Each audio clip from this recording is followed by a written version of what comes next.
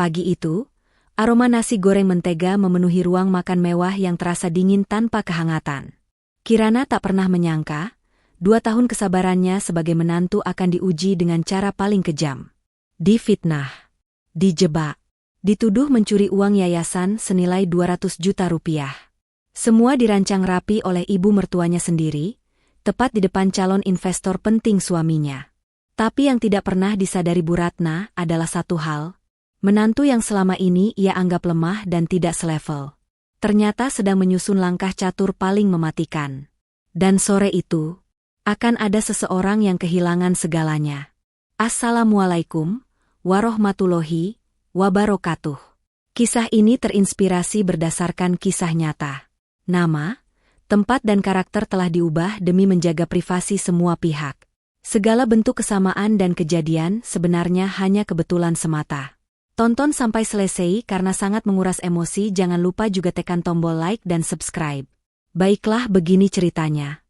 Pagi itu, dentingan sendok beradu dengan cangkir porselen memecah keheningan di ruang makan yang mewah namun terasa dingin.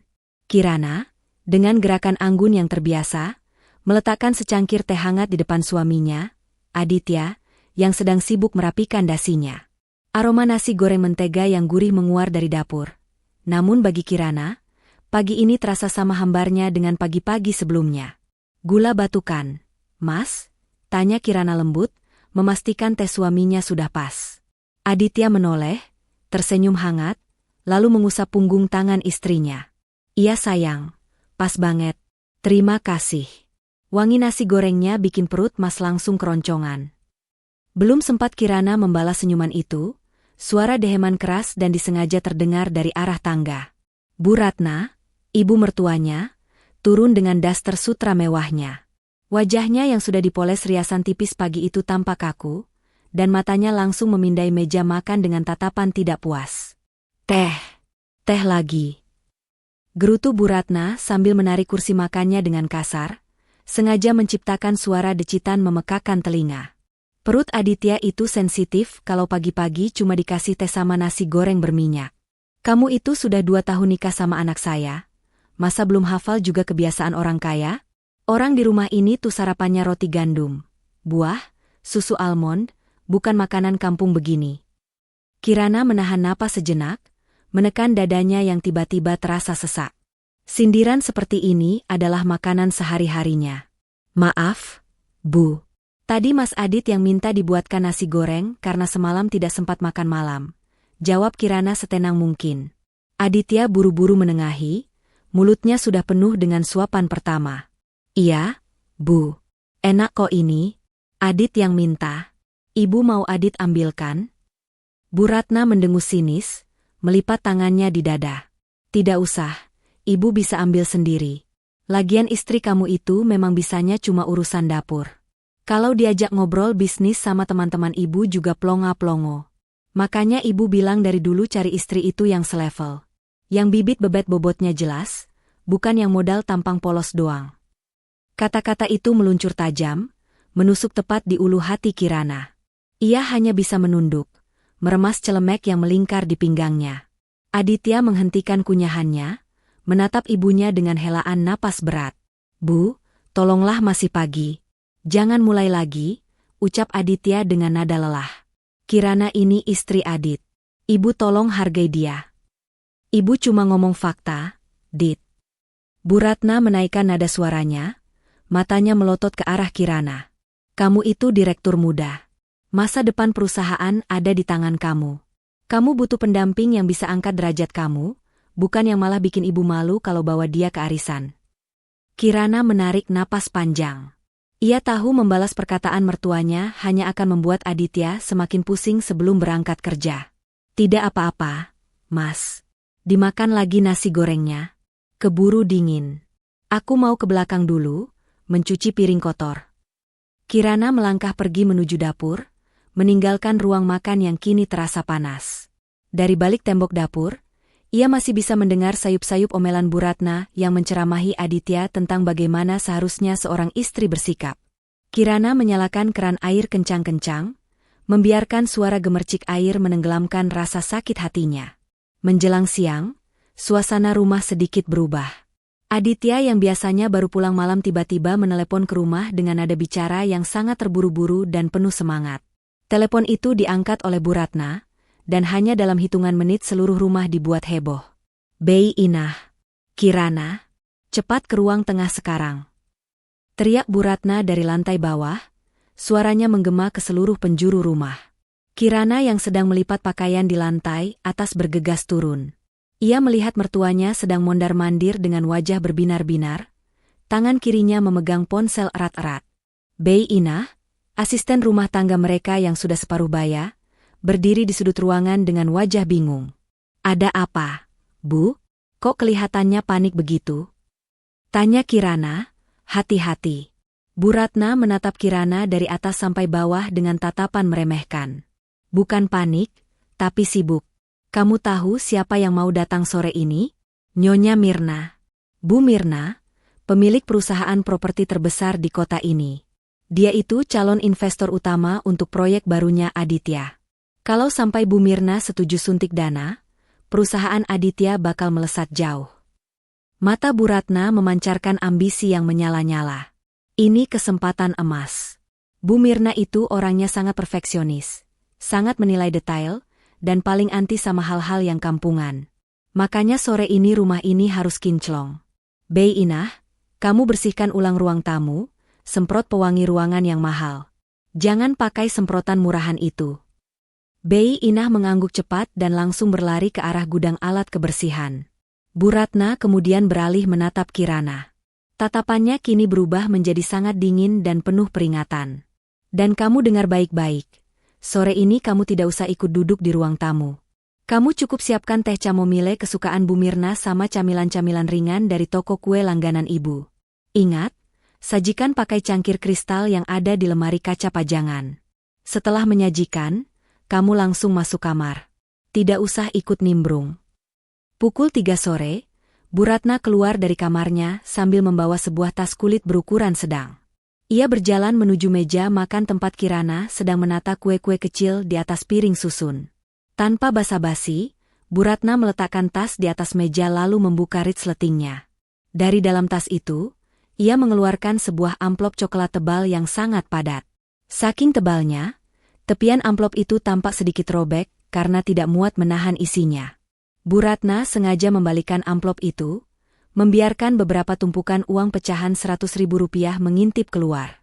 Kirana yang sedang sibuk menyusun kue, tahu-tahu melirik ke arah amplop tersebut.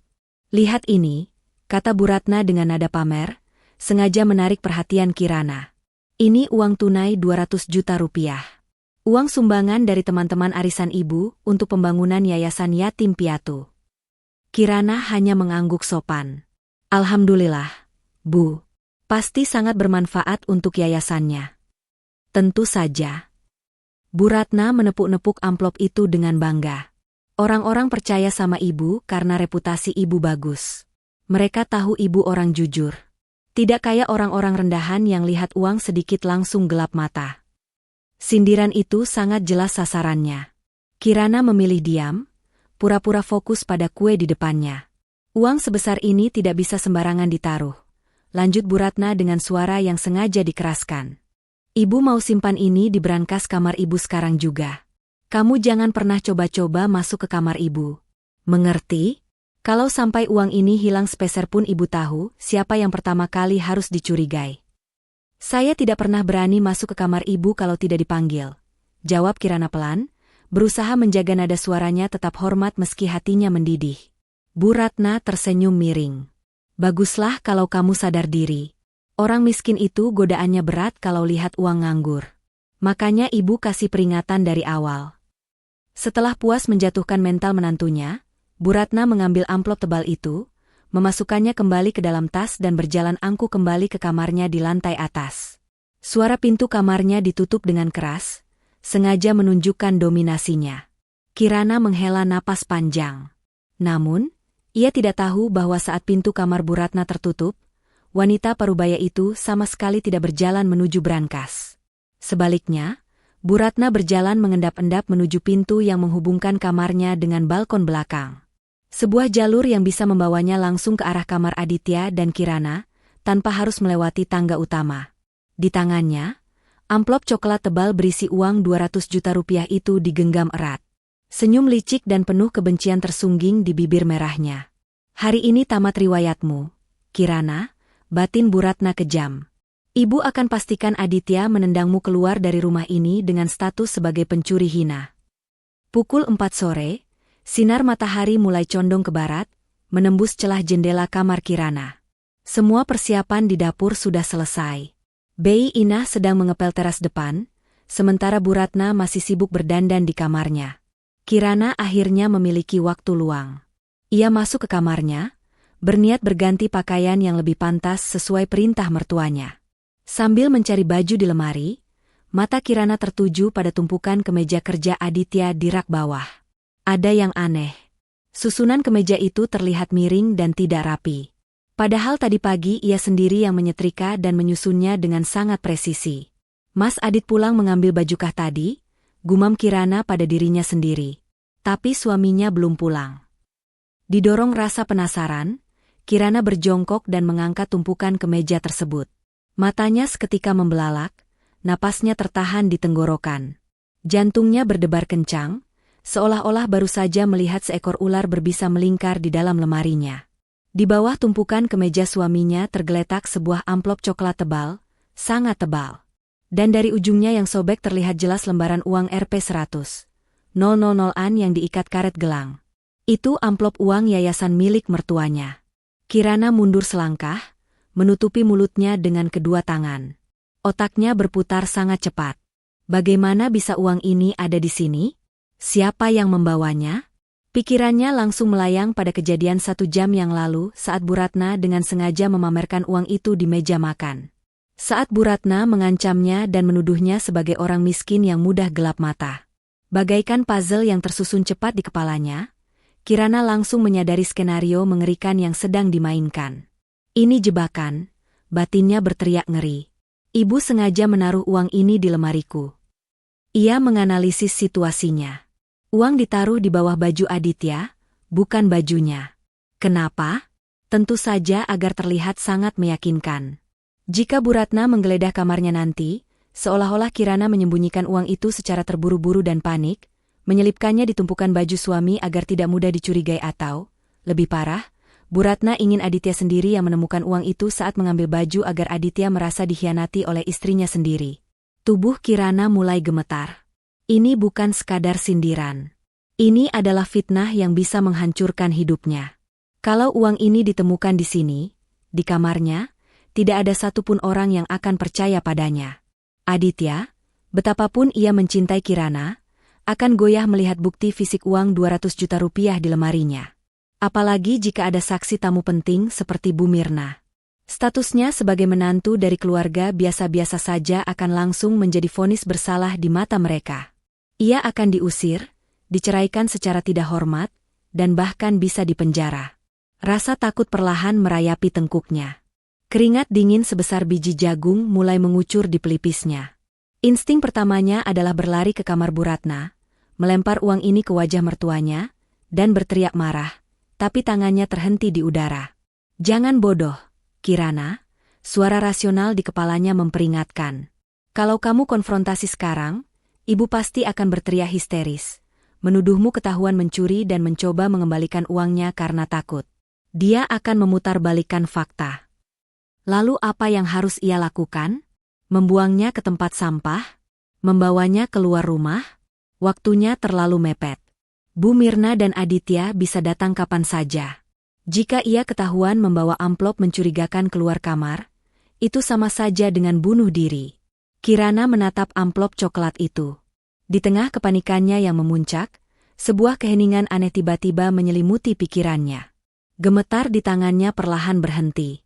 Rasa takutnya menguap, digantikan oleh rasa marah yang luar biasa dingin. Selama 2 tahun ia diam. 2 tahun ia menerima segala hinaan demi menjaga kedamaian keluarga. Tapi ini adalah usaha pembunuhan karakter.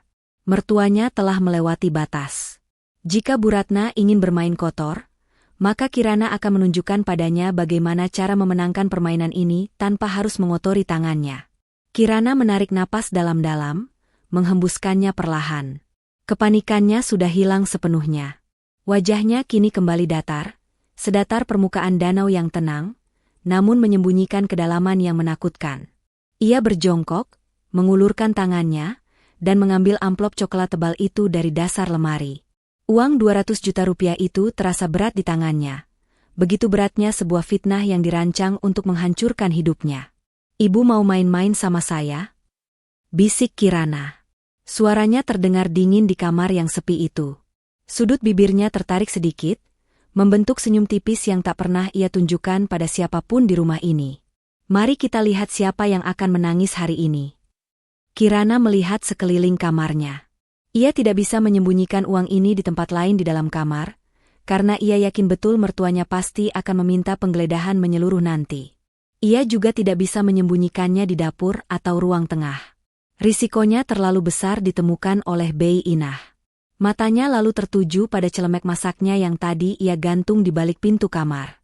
Celemek kain tebal berwarna navy dengan 2 saku besar di bagian depan. Tanpa ragu, Kirana melipat amplop tebal itu sedikit agar lebih padat, lalu memasukkannya ke dalam saku kanan celemeknya. Saku itu cukup dalam.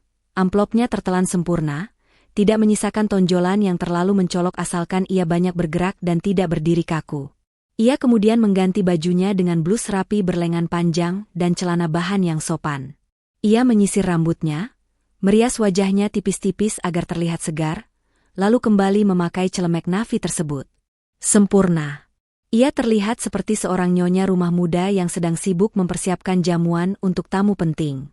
Tidak ada yang akan curiga bahwa di balik saku celemeknya terdapat uang panas senilai 200 juta rupiah. Ting tong. Suara bel rumah berbunyi nyaring, memecah kesunyian sore. Dari luar jendela kamarnya, Kirana bisa mendengar deru mesin mobil mewah yang berhenti halus di halaman depan. Di bawah sana terdengar suara langkah kaki Bu Ratna yang terburu-buru diikuti seruannya yang melengking ke arah Bei Inah. Bei Inah, buka pintunya. Mereka sudah datang. Astaga, riasanku sudah pas belum? Kirana menatap pantulan dirinya di cermin lemarinya sekali lagi. Ia menepuk pelan saku kanan celemeknya. "Semuanya akan baik-baik saja," gumamnya pelan. "Ini adalah langkah catur pertamaku. Mertuaku telah menyusun jebakan dengan sangat rapi, meletakkan bidak di tempat yang mematikan. Namun, Bu Ratna lupa satu hal.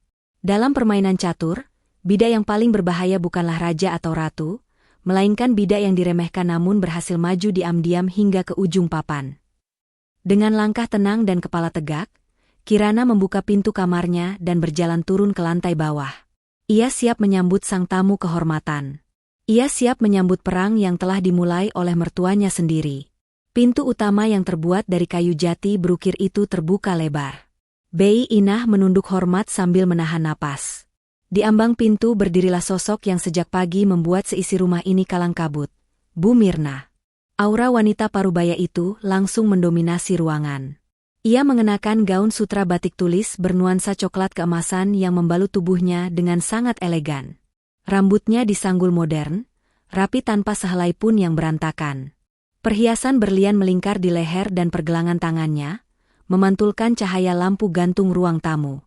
Namun, yang paling mencolok dari penampilannya adalah tatapan matanya yang tajam dan mengintimidasi, khas seorang pebisnis kelas atas yang terbiasa memberi perintah.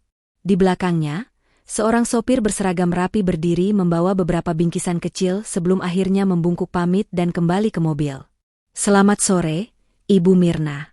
"Ya ampun, suatu kehormatan besar Ibu bersedia mampir ke gubuk kami," sambut Bu Ratna dengan nada suara yang melengking ceria. Ia nyaris berlari kecil dari arah tangga, merentangkan kedua tangannya seolah menyambut sahabat lama. Meski nyatanya mereka baru bertemu 2 kali di acara amal, gaya Bu Ratna berubah drastis 180 derajat. Tidak ada lagi wajah garang dan nada sinis, seperti saat ia memarahi Kirana pagi tadi. Kini wajahnya dipenuhi senyum manis yang dipaksakan. Bu Mirna menyambut uluran tangan Bu Ratna dengan senyum tipis yang sopan namun berjarak. "Sore, Jeng Ratna. Maaf kalau saya datang sedikit lebih awal dari jadwal. Jalanan tumben lancar." Suara Bu Mirna berat, tenang, dan berwibawa, sangat kontras dengan suara Bu Ratna yang kelewat antusias. "Oh, tidak apa-apa, Bu. Sama sekali tidak apa-apa. Kami malah senang ibu datang lebih cepat. Silakan duduk di sofa. Bu Ratna mempersilakan dengan gerakan tangan berlebihan menunjuk sofa kulit berwarna krem di ruang tamu utama. Saat Bu Mirna berjalan menuju sofa, Kirana yang berdiri tak jauh dari pilar ruang tengah memperhatikan satu detail penting. Di lengan kiri Bu Mirna tersangkut sebuah tas Hermes Birkin asli berwarna hitam pekat dengan perangkat keras berwarna emas. Tas mewah seharga ratusan juta itu tidak ditutup rapat. Bagian atasnya dibiarkan sedikit menganga menampilkan dompet panjang dan sebuah kotak kacamata di dalamnya. Bu Mirna duduk dengan anggun, lalu meletakkan tas Hermes tersebut tepat di sebelahnya di atas bantal sofa yang empuk. Posisinya sangat strategis. Aditya belum pulang? Tanya Bu Mirna sambil mengedarkan pandangan ke sekeliling ruangan yang sudah disulap menjadi kelewat wangi oleh semprotan Bei Inah. Oh, anak saya sedang di jalan, Bu. Tadi dia telepon. Katanya 15 menit lagi sampai. Maklum, direktur muda, urusannya di kantor banyak sekali. Bu Ratna tertawa renyah, berusaha membanggakan putranya. Matanya kemudian menangkap sosok Kirana yang masih berdiri di dekat pilar. Wajah Bu Ratna seketika menegang sejenak sebelum kembali memaksakan senyum. Nah, ini menantu saya, Kirana. Ucap Bu Ratna cepat. Nadanya terdengar enggan. Kirana, ayo beri salam sama Bu Mirna. Habis itu langsung ke dapur ya. Siapkan teh chamomile spesial untuk tamu kita.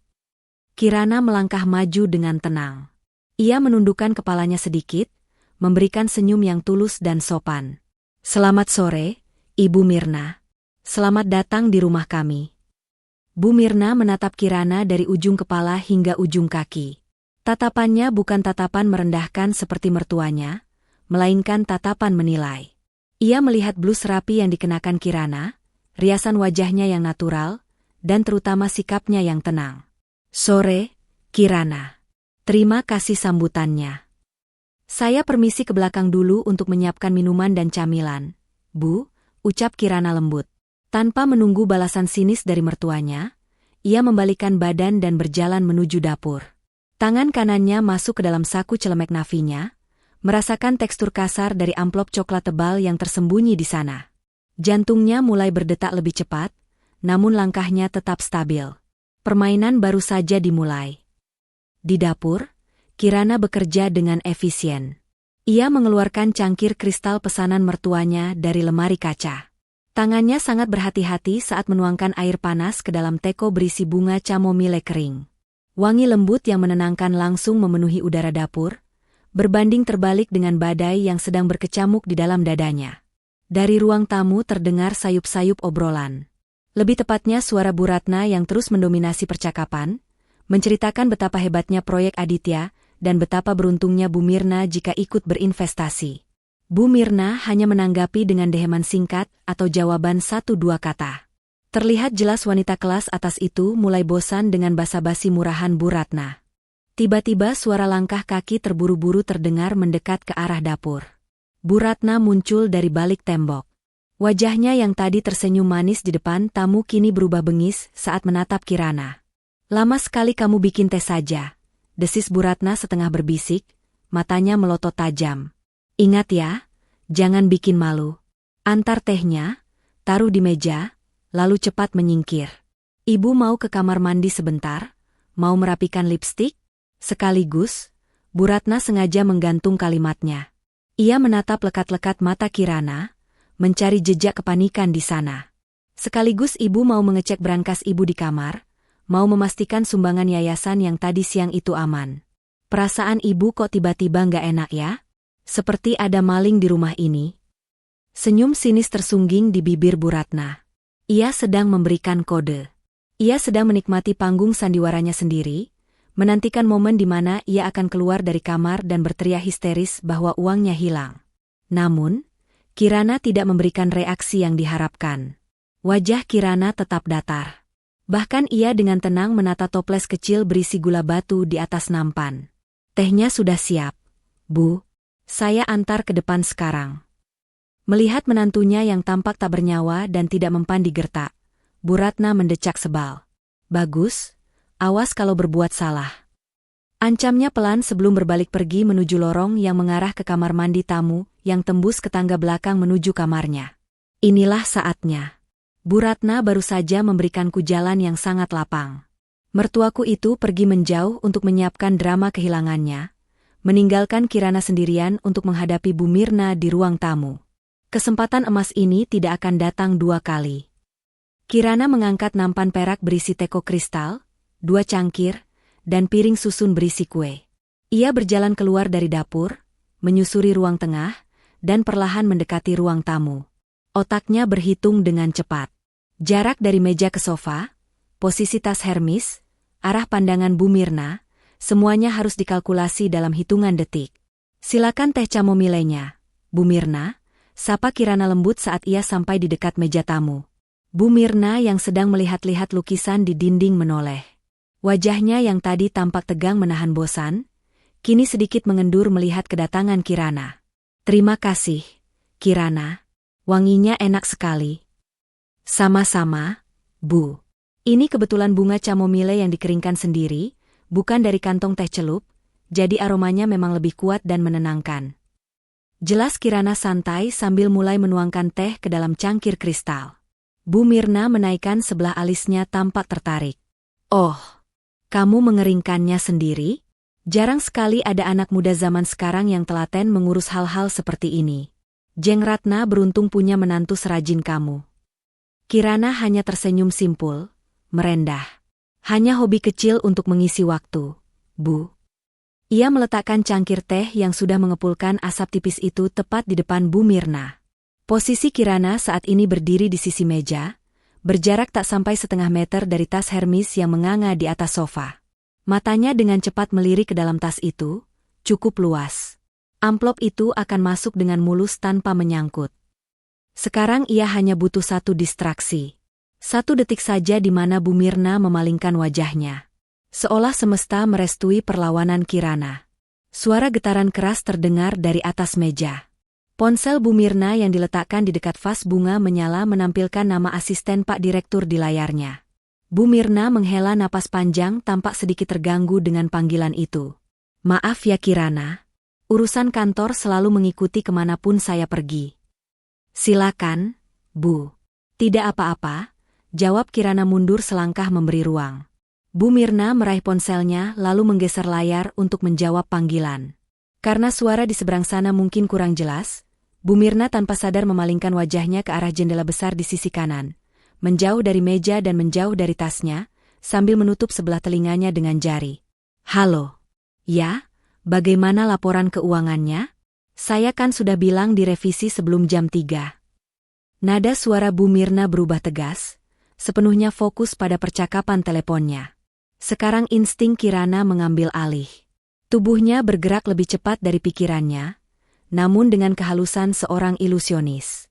Sambil berpura-pura merapikan letak piring kue di atas meja agar posisinya lurus, tangan kiri Kirana bertumpu pada pinggiran meja. Tangan kanannya dengan gerakan yang sangat cair dan tanpa suara menyelusup masuk ke dalam saku celemek nafinya. Jari-jarinya mencengkeram amplop coklat tebal itu. Ia mencondongkan tubuhnya sedikit ke depan, seolah sedang memastikan letak garpu kue. Dalam gerakan sepersekian detik yang nyaris tak terlihat mata, tangan kanannya melesat ke arah sofa.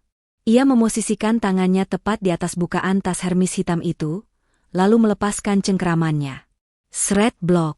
Amplop berisi uang 200 juta rupiah itu meluncur mulus ke dalam tas, mendarat dengan suara redam yang tertelan oleh material kulit tebal di bagian dasar tas. Warnanya yang coklat langsung tersamar oleh bayangan gelap di dalam tas yang cukup dalam itu. Bukaan tas pun sedikit menutup karena beban baru di dalamnya, menyembunyikan amplop itu dengan sempurna. Tangan kanan Kirana langsung kembali ke atas meja, merapikan lap kecil di dekat teko. Napasnya tidak memburu, wajahnya tidak memucat. Ia menelan ludah sekali, merasakan detak jantungnya yang berdentum liar di dalam tulang rusuknya, tapi dari luar ia tampak seperti patung lilin yang tenang. Selesai. Eksekusi yang sempurna. Bu Mirna mengakhiri panggilannya dengan decihan kesal dan meletakkan kembali ponselnya ke atas meja. Ia menoleh kembali ke arah Kirana. Sama sekali tidak menyadari bahwa di dalam tas kebanggaannya kini bersemayam sebuah bom waktu yang dirakit oleh nyonya rumah ini. Maaf, staf saya kadang kurang teliti kalau tidak diawasi langsung. Keluh Bu Mirna sambil meraih cangkir tehnya. Pasti sangat melelahkan mengurus perusahaan sebesar itu. Bu, balas Kirana dengan nada simpati yang tulus. Wajahnya menampilkan ketenangan absolut. Silakan dicicipi tehnya. Semoga bisa sedikit meredakan penat. Bu Mirna menyesap teh itu dan matanya berbinar. Enak sekali, racikannya pas. Kirana menunduk hormat.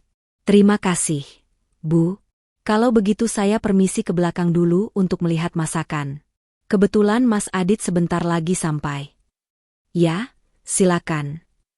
Jawab Bu Mirna.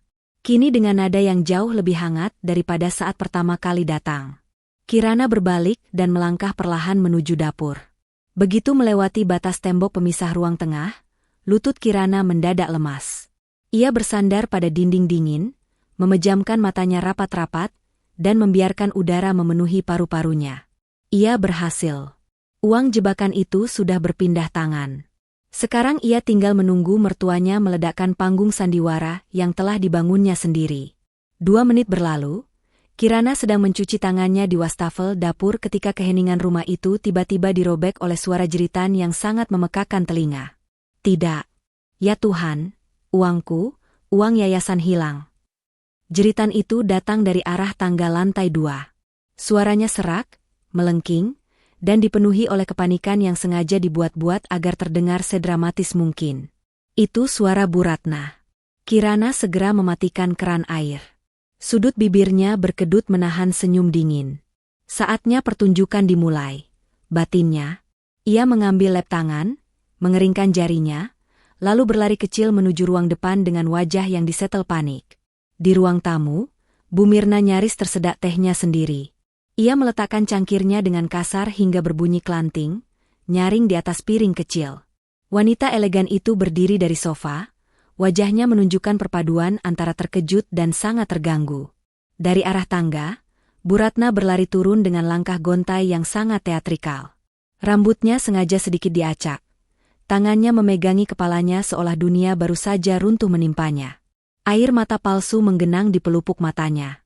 Ada apa ini, Jeng Ratna? Kenapa teriak-teriak begitu?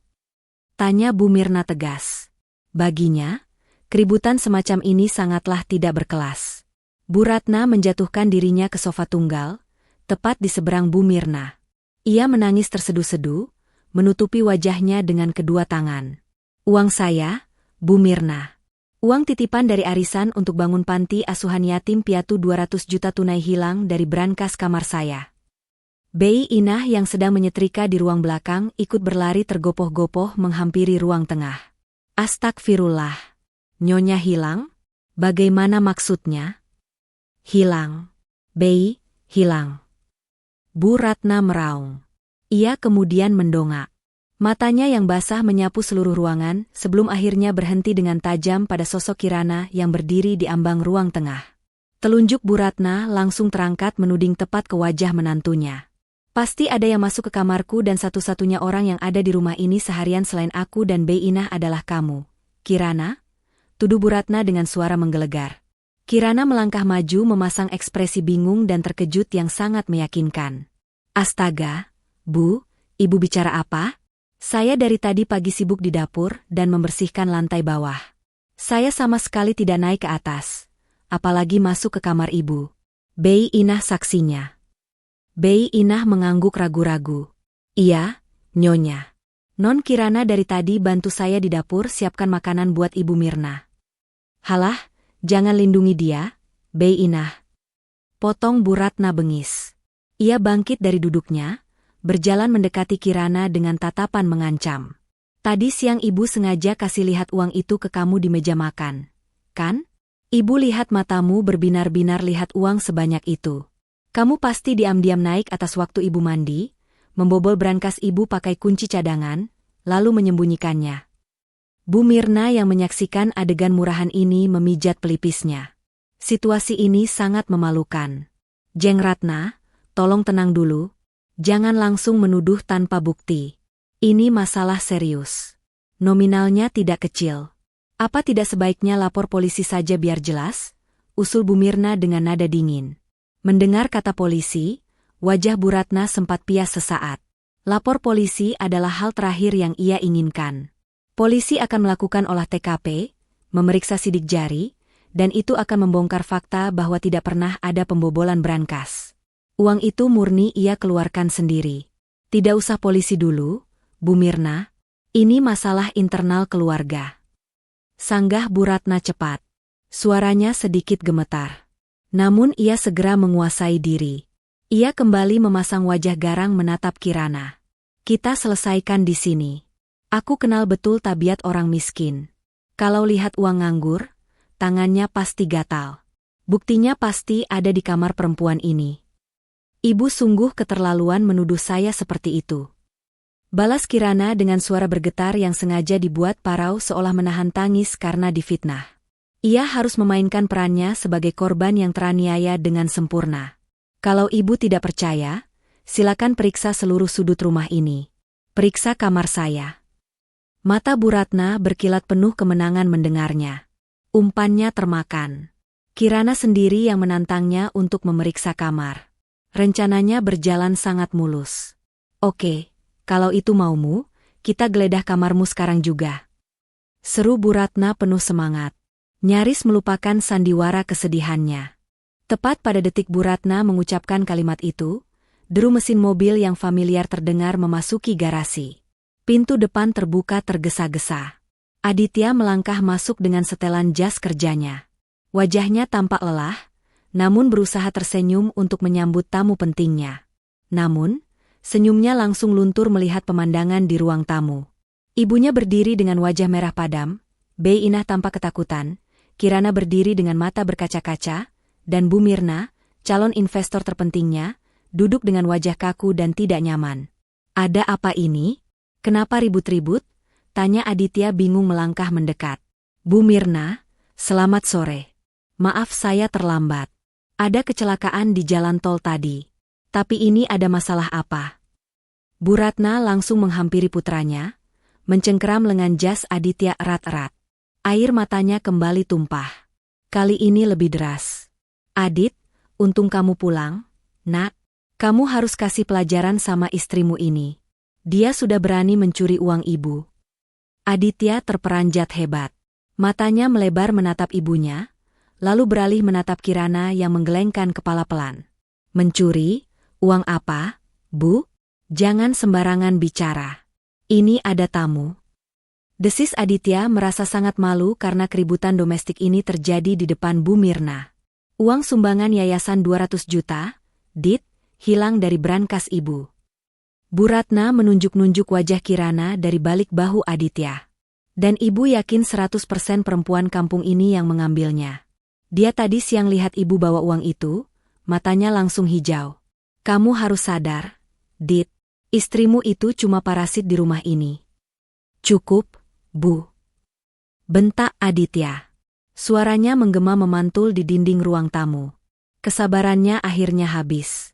Ia tahu ibunya tidak menyukai Kirana, namun menuduh istrinya sebagai pencuri di depan rekan bisnis adalah sebuah penghinaan luar biasa.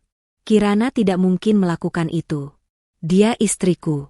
Kebutuhannya selalu kucukupi. Buat apa dia mencuri uang yayasan? Aditya membela istrinya dengan tegas, berjalan mendekati Kirana dan merangkul bahunya yang bergetar.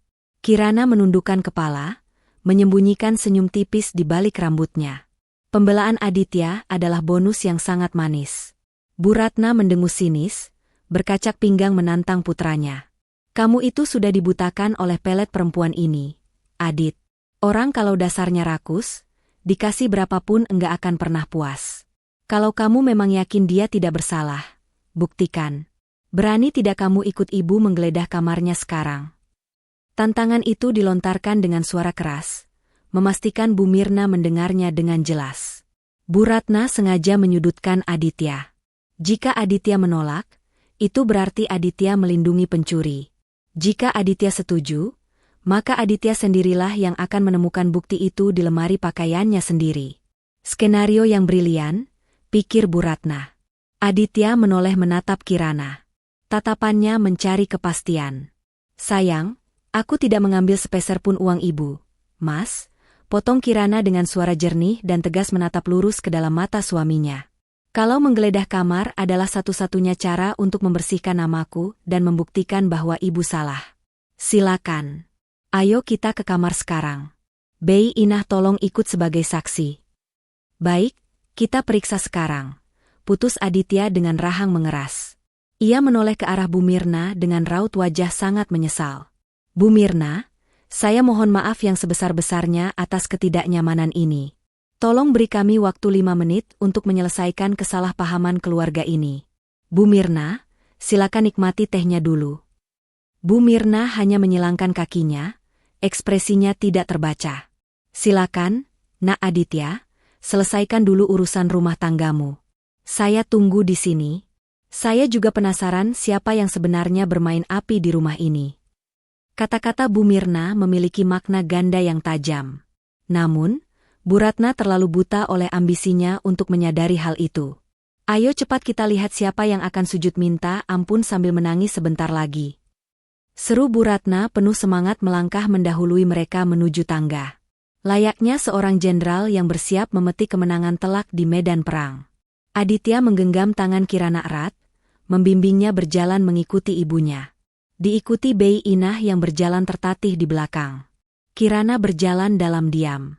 Tangan kanannya meremas pelan tangan suaminya, memberikan ketenangan palsu. Matanya menatap punggung mertuanya yang berjalan pongah di depan. Ya, Ibu, batin Kirana dingin. Kita akan segera melihat siapa yang akan menangis dan kehilangan segalanya hari ini. Di bawah sana, di ruang tamu yang sepi, Bu Mirna menggeser duduknya agar lebih nyaman.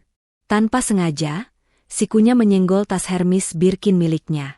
Tas itu sedikit bergoyang, mengeluarkan suara gesekan pelan dari isinya yang kini bertambah berat oleh sebuah amplop coklat tebal, menunggu untuk ditemukan.